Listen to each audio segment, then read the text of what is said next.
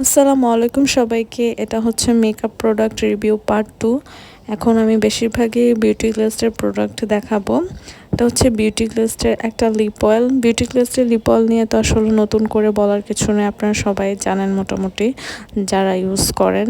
Beauty গ্লেজের lip অয়েলগুলো আমার কাছে অনেক ভালো লাগে। এটা হচ্ছে বিউটি গ্লেজের 105 নাম্বার শেডটা।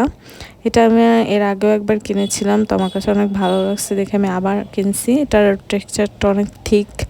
নেক্সট হচ্ছে আমি দেখাবো হচ্ছে বিউটি গ্লেজের একটা ব্লাশন। এটা হচ্ছে রেগুলার ইউজ করার জন্য আমি কিনেছি।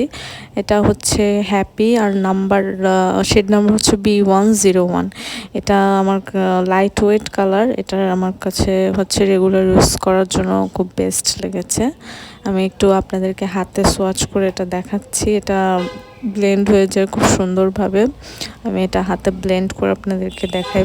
তারপর হচ্ছে আমি আপনাদেরকে সুইচ বিউটির একটা লিপস্টিক দেখাচ্ছি। এটা হচ্ছে বোল্ড ওয়াইন আর শেড নাম্বার হচ্ছে 228। এই কালারটা আমার কাছে অনেক ভালো লাগছে। এটা হচ্ছে একটুখানি মেরুন টাইপের একটা কালার। আমি আপনাদেরকে হাতে সোয়াচ করে দেখাচ্ছি।